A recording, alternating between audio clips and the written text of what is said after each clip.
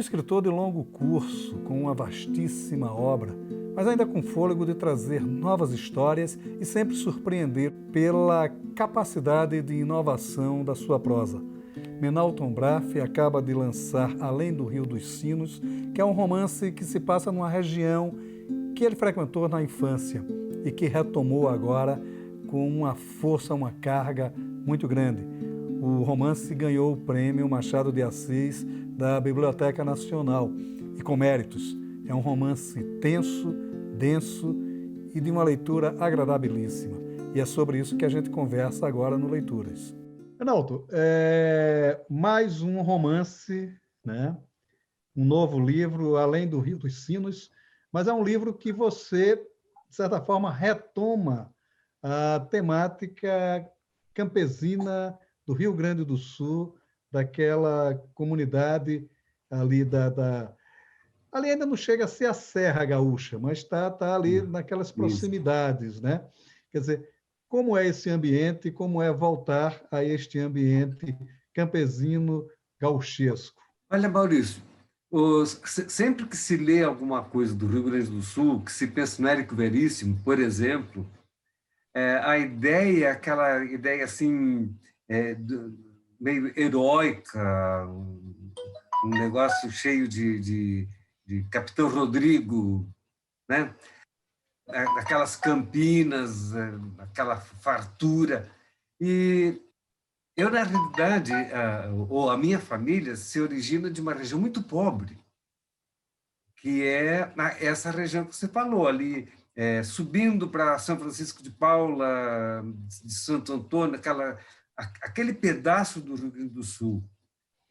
Em consequência, inclusive, do relevo, é muito pobre, porque não é uma região de agricultura fácil. A terra é muito pedregosa, muito mato, muita sujeira por baixo do mato. Enfim, as pessoas que moram no morro, e eu procuro fazer essa diferença, as pessoas que moram no morro geralmente são muito pobres. E isso em oposição à várzea. As várzeas nesta região, elas são mais ou menos estreitas, que é o Vale do Rio dos Sinos, é por onde corre o Rio dos Sinos, por essas várzeas aí, que não são muito largas. Então, as pessoas abastadas ou mais ou menos abastadas da região, elas são pessoas que cultivam na várzea. E a minha família veio de lá, tanto o pai quanto a mãe, eles nasceram nessa região. E, questão de uns 3 anos, 3, 4 anos atrás, já não me lembro bem, eu fui visitar essa região, porque nunca mais, depois de uns 8, 10 anos de idade, nunca mais tinha voltado lá. E eu tinha assim uma leve imagem sobre aqueles morros cobertos de mato, muito íngremes, subidas onde carro não entra, nem carreta entra, de tão íngreme que são aquelas subidas lá. E eu fiquei impressionado. Ao ver aquilo lá, eu fiquei impressionado. Sabe, eu não tinha ideia de voltar a um Rio Grande do Sul rural. Não sei, não era meu programa, mas eu fiquei tão impressionado com aquela região que quando eu voltei para casa, aquilo não saía da minha mente, eu estava sempre pensando naquela região, naqueles morros, porque eu tive parentes também morando nos morros, e eram muito pobres realmente. E aquilo não me saía da cabeça, até que pensei, a única maneira de esquecer aquilo lá é começar a escrever sobre aquela região. E você pega exatamente isso, além do Rio dos Sinos, né? Quer dizer, para além daquela região de fertilidade, existe essa região mais pobre. E aí vem a sua, que é uma característica muito forte da sua obra, que, para usar uma expressão que foi muito em voga nos anos 70, né? 70, 80, que é a opção preferencial pelos pobres, né? Você Ah, tem um certo diálogo com isso, né? Quer dizer, como é tem, isso na tem, sua literatura? tem.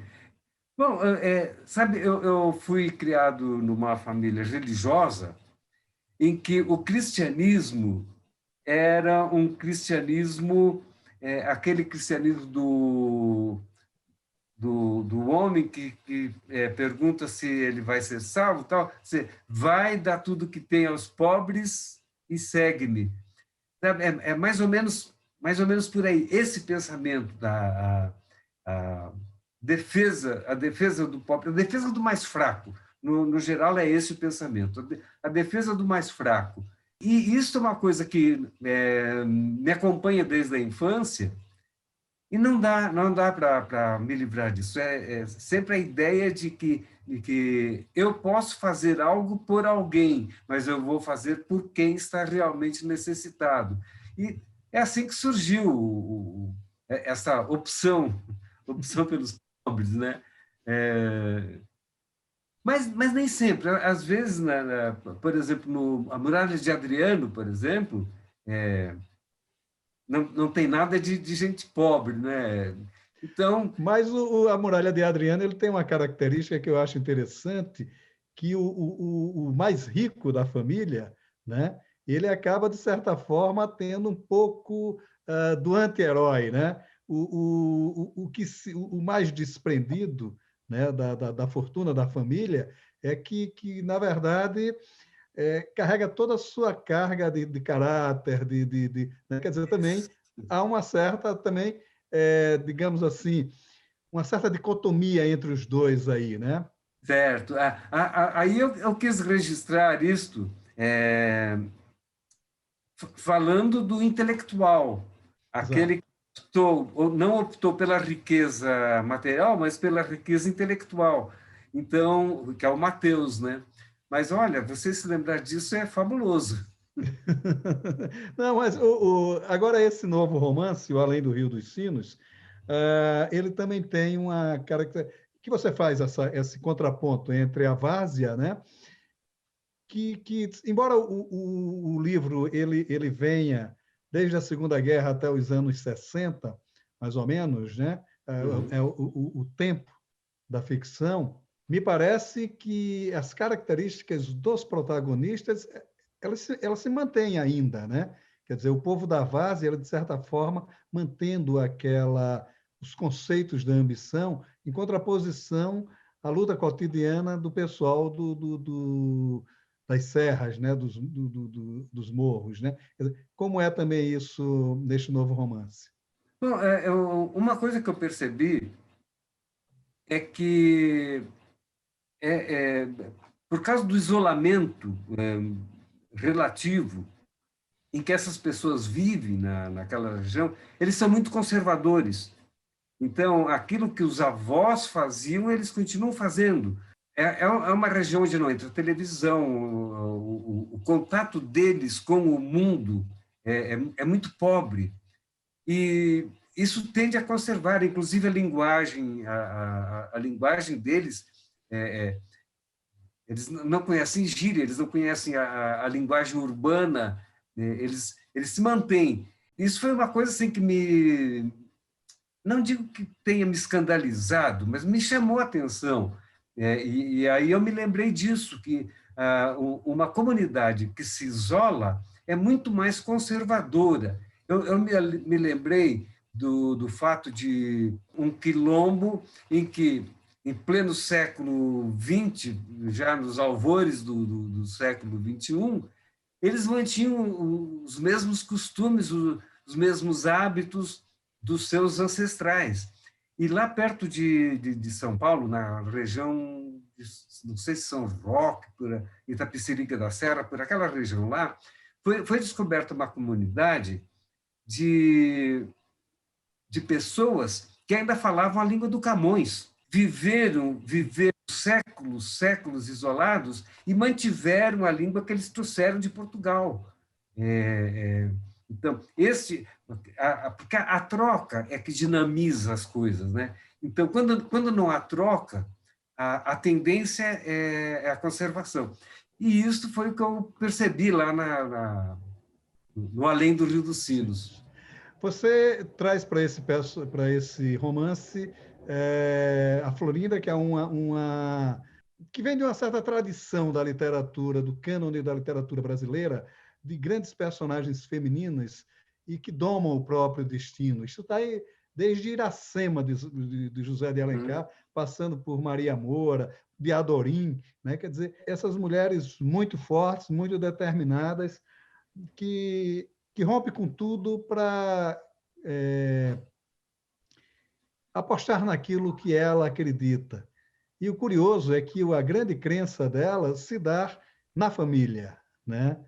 Quer dizer, toda a crença dela se dá pela família, em defesa da família. Como é esta figura? Sobre a Florinda, eu tenho que fazer uma pequena digressão. A Florinda, ela, quando adolescente, ela comete um ato para a região, e naquelas condições, um ato imoral. Ela rouba o noivo da irmã. É claro que com a educação que ela teve, com a educação conservadora que era possível lá, a Florinda sentiu remorso, ela sente remorso pelo que fez. Então, existe, eu acho que uma duplicidade assim, central de sentimentos da Florinda. Primeiro, é o sentimento de vingança, porque ela jamais queria viver na miséria que o marido a levou. Então, o que ela faz, aquilo lá a autopunição dela, tem esses dois sentidos. A autopunição pelo ato, digamos, errado cometido no passado, e o fato de ela ter ido para a miséria por causa do marido. Então, ela se pune tentando punir os outros. É um negócio mais ou menos assim. Mas, para que isso aconteça, ela é obrigada a tomar as rédeas da vida e se determinar. Tanto é que o marido vai embora e ela continua firme na resolução de morrer naquele lugar que ela odiava. Na realidade, é o ódio que ela sente pelo lugar que faz com que ela crie energia, inclusive, para criar a família, para trabalhar duro como uma escrava. Enfim, é um sentimento muito forte, muito arraigado. Então, por causa desse sentimento, é que ela vai para frente, ela enfrenta as dificuldades e assim por diante. Essa é a Florinda. Mas assim, são personagens, neste romance, são personagens, curiosamente, que trabalham com esses sentimentos contraditórios o tempo todo. O próprio Josualdo, que era um festeiro, digamos assim, né? E se torna o opressor. Ele mais que veste a tradição, ele se torna a tradição, né? Porque, inclusive, a oposição ao próprio pai, né? Quer dizer, ele torna-se mais conservador que o próprio pai. Como é também trabalhar com esses personagens tão dúbios, digamos assim, do ponto de vista psicológico, de construção psicológica. Acho que a ambiguidade é um dos elementos com que eu procuro trabalhar.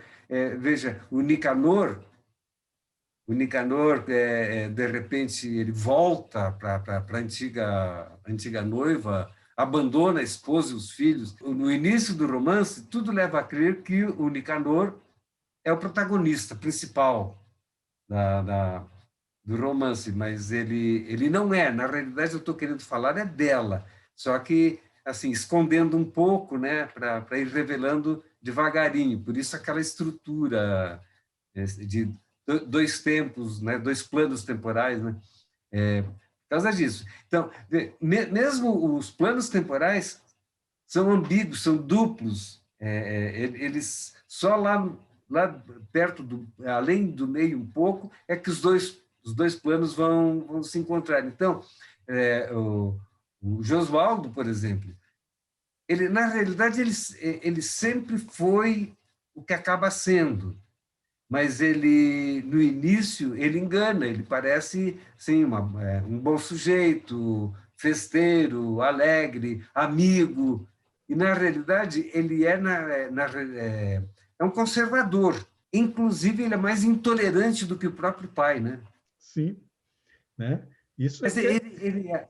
mas, o Maurício, ele está com um pouco de raiva do Nicanor por causa do mal acontecido com a irmã, a que perde o noivo. Ele Sim. é revoltado com isso. Mas o pai está vivo, então o pai que segura as pontas. Mas quando ele se vê livre do pai, então ele joga esse ódio todo para fora. A questão da linguagem também chama muito a atenção no livro, né? Porque você... isso é que é interessante na sua literatura, me parece.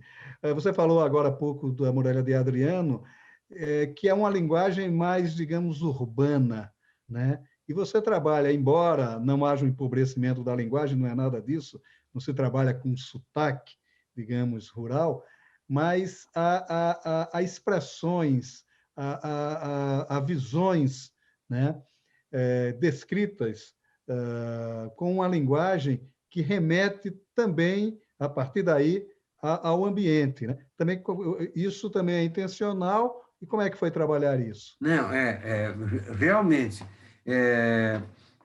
Eu acho que uma narrativa bem acabada, a linguagem tem que ser coerente com o conteúdo.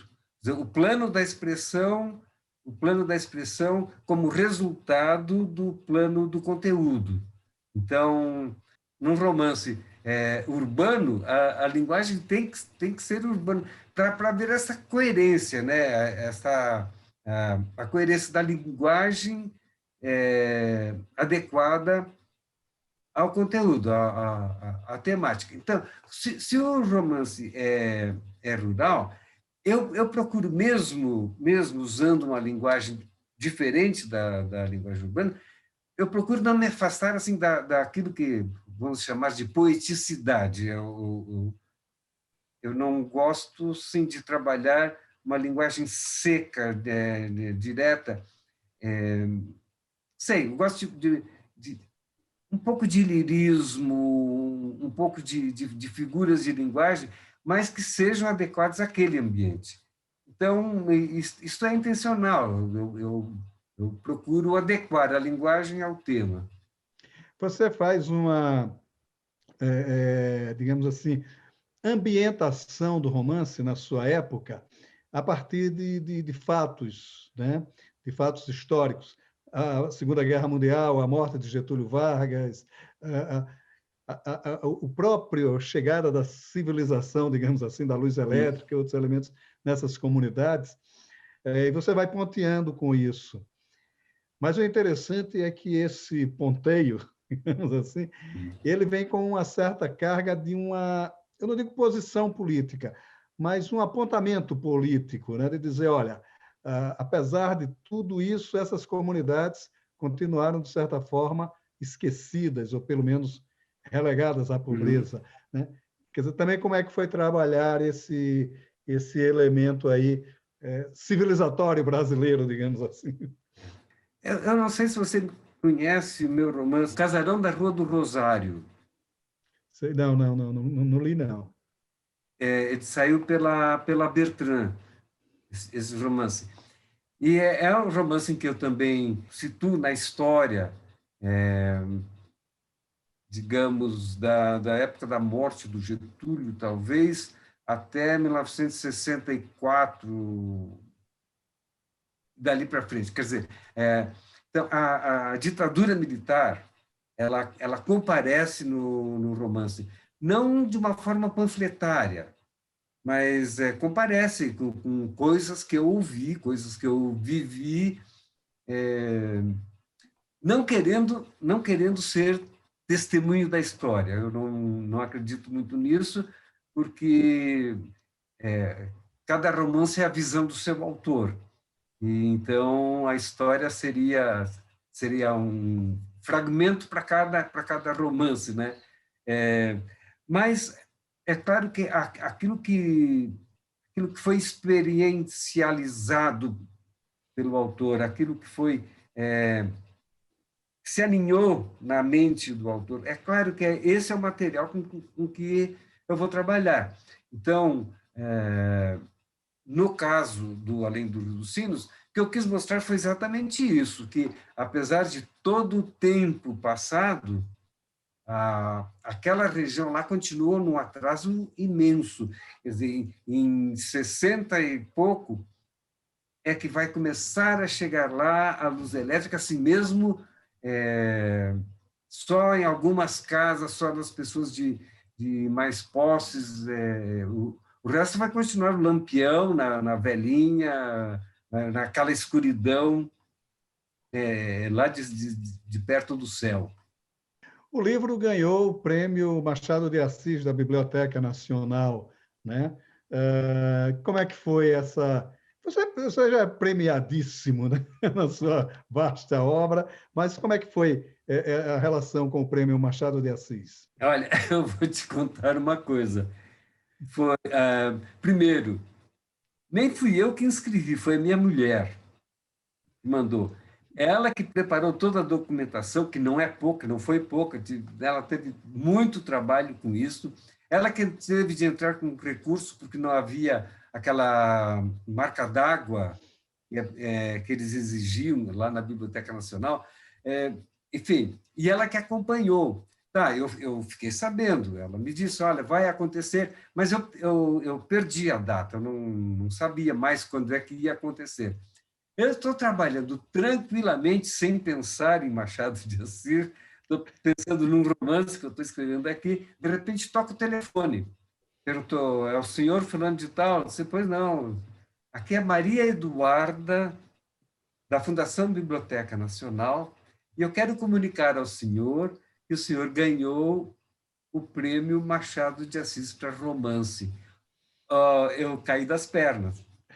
Eu parei a gritar, porque eu não estava ligado no assunto, né? Eu me parei a gritar, minha mulher vinha subindo a escada, e ela gritava lá de baixo, quem morreu? Quem morreu? E, na realidade, eu estava vibrando, eu estava muito contente com isso, né? Mas a minha reação foi uma reação assim, meio estúpida, eu quase que surtei, e ela ficou achando que era alguma coisa grave que tinha acontecido, porque ela também tinha esquecido da data de julgamento. E, na realidade, foi uma coisa que eu disse para ela, ela publicou. Eu chorei de alegria. Isso acontece, né? É sempre uma grande emoção, né? Foi muita emoção. Eu não estava não estava esperando, não estava focado no assunto, não, sei lá, me pegou assim de surpresa. Foi um susto. Uma vez eu disse isso, foi o melhor susto que eu já levei na vida.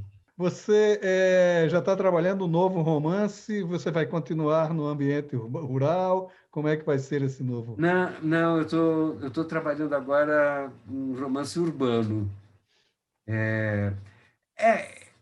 Sabe, eu não faço esse tipo de escolha, né? De pensar, agora eu vou escrever. Não, é uma ideia que me vem assim por alguma razão, uma razão que às vezes eu até tenho controle, outras vezes nem tenho, como a razão do Além dos Sinos, eu sei, eu tenho controle. Foi a viagem que eu fiz para aquela região e que me assombrou um pouco. Mas, geralmente, eu não tenho controle do que eu vou escrever. De repente, surge uma ideia, uma coisa que eu vejo, uma palavra que eu ouço, e a partir daquilo ali se cria. Esse que eu estou trabalhando agora, foi uma história que eu ouvi, uma amiga nossa, contou uma história de uma pessoa conhecida assim, mais ou menos conhecida nossa e do amigo, mas uma história assim que me impressionou.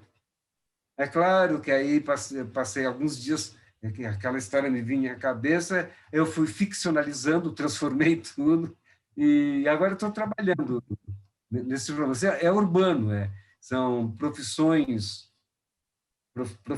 assim, bem urbanas, um jornalista e uma concertista de violoncelo. É a dupla que vai protagonizar. Ronaldo, muito obrigado pela sua participação aqui no Leituras. É sempre um grande prazer conversar com você. Muito obrigado. Olha, se alguém tem que agradecer, sou eu, Maurício. Obrigado.